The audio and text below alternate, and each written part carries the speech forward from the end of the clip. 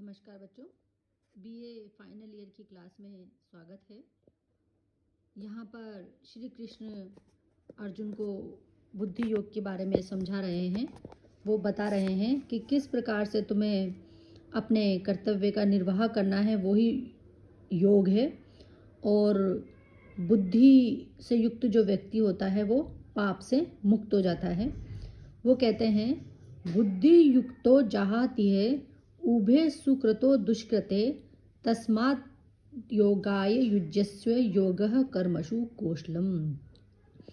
कहने का तात्पर्य ये है कि बुद्धि युक्त व्यक्ति जो होता है वो यह इस संसार में उभे दोनों प्रकार के सुकृत दुष्कृत यानी कि पाप और पुण्य को जहाति छोड़ देता है, तस्मात् योगाय युज्यस्य, और वो योग में प्रयत्नशील रहता है, बुद्धि योग में लग जाता है।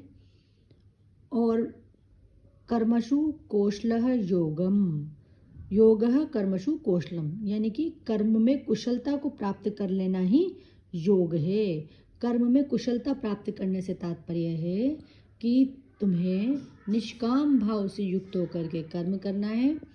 जो कृपण पुरुष होता है उसका मन तो अत्यंत दुर्बल होता है, और अज्ञान और लाचारी व्यक्ति पाप पुण्य के पाटों में पिसे रहते हैं। कृपण पुरुष में कर्म कुशलता नहीं होती। कर्म कुशलता किस प्रकार से नहीं होती बच्चों? क्योंकि वो कर्मों के दोष से छूटने की कला को नहीं जानता।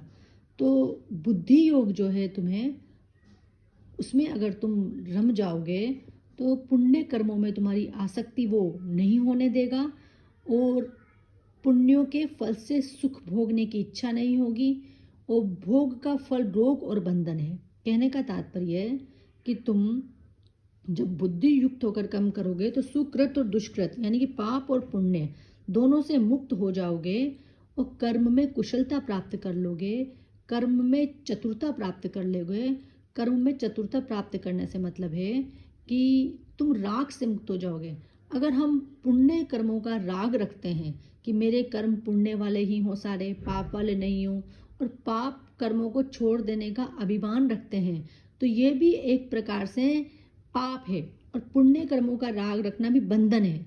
यानी कि हमें इस बंधन से छुटकारा पा लेना है कि हम पुण्य कर्म कर रहे हैं या पाप कर्म कर रहे हैं। हमें केवल यह सोचना है कि हम केवल कर्म कर रहे हैं। तस्मात् योगस्य युज्यस्य, उस योग में तुम लग जाओ, कर्म में कुशलता को तुम प्राप्त कर लो। और कर्म में कुशलता यही है कि पाप पुण्य की भावना को छोड़ दो, बुद्धि योग के साथ कर्म करो, और प्रत्येक प्राणी को बुद्धि योग प्राप्त कर लेना चाहिए, जिससे कि कर्म में क्या है, कुशलता आए और कर्म करने की चतुराई आए। वही गीता में योग की गई है। योगी पुरुष जो है इस प्रकार से कार्य करते हैं कि कर्म बंधन न रहकर बंधन काटने वाला तथा मोक्षदायक हो जाता है।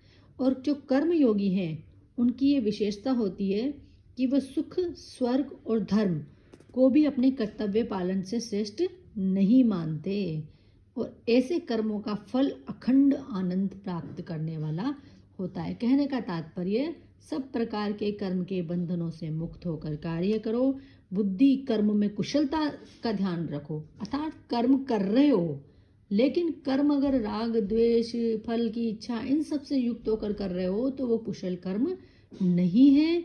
कुशल कर्म तुम्हें करना चाहिए। इसके बाद अगले श्लोक में देखो बच्चों, वही बात श्री कृष्ण अर्जुन को समझा रहे हैं।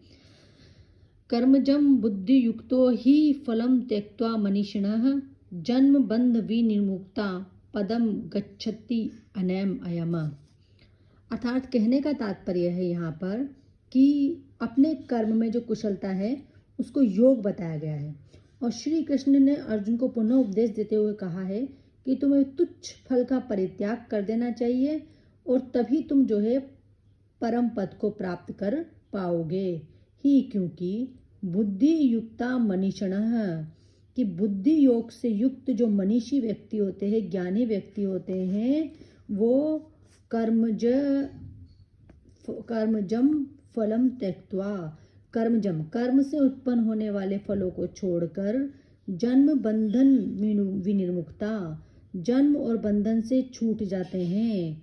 और अनामयम पदम गच्छति, किसी निर्दोष परम पद को प्राप्त कर लेते हैं। अर्थात तुम्हें भी किसी निर्दोष परम पद को प्राप्त कर लेना चाहिए।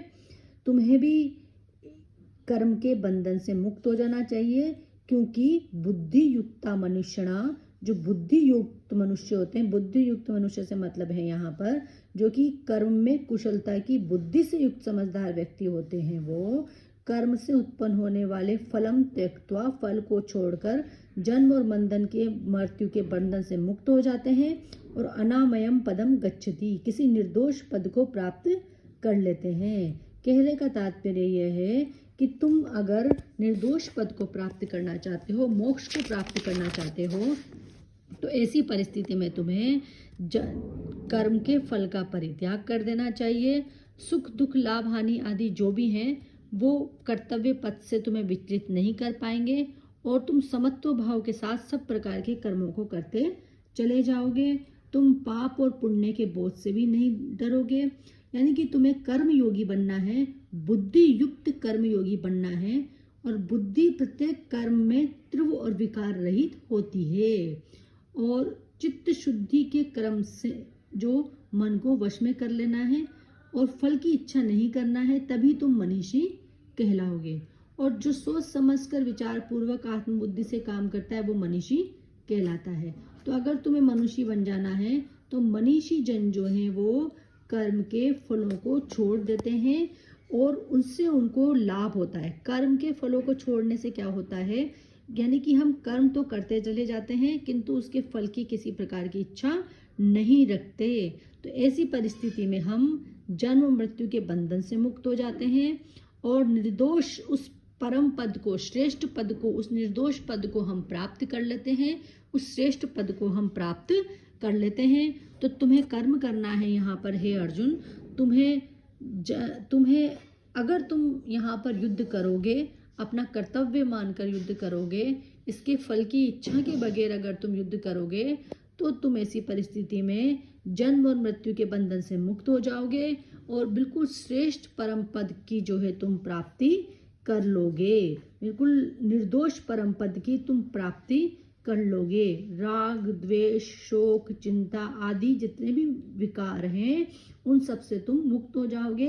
तब केवल तुम्हारे पास आनंद ही आनंद शेष रहेगा, और वो जो आनंद होगा वो निर्दोष परम आनंद होगा और निर्दोष परम पद होगा। वहां तुम पहुंच जाओगे अगर तुम कर्म करते जाओगे किंतु उसके फलों में उलझोगे नहीं। तो इसलिए तुम्हें इस युद्ध के लिए तैयार हो जाना चाहिए। अगले श्लोक में देखो बच्चों, यही बात समझा रहे हैं वो, यदा ते मोह कलिकम बुद्धि व्याप्ति तिरस्यति तदा गंतासी निर्वेदम श्रोतव्यस्य श्रुतस्य च। ये समझा रहे हैं कि श्री कृष्ण कहते हैं कि मतलब निर्दोष रहने के लिए हमारी बुद्धि भी निश्चल होना चाहिए, और निश्चलता की प्राप्ति में जो भी हमें सहायक हो सकते हैं, जिन जिन चीज़ों से हम अपनी बुद्धि को निश्चल कर सकते हैं, वो चीज़ें यहाँ पर वो बताने का प्रयास कर रहे हैं। वो कहते हैं यदा ते बुद्धि, के हे अर्जुन, जब तुम्हारी बुद्धि मोह कलिकम, मोह कलिलम, मोह कलिलम मतलब मोह रूपी दलदल, मोह को यहाँ दलदल के समान बताया है, क्योंकि एक बार जब व्यक्ति मोह में बन जाता है तो वो दलदल के समान उसमें धंसता ही चला जाता है।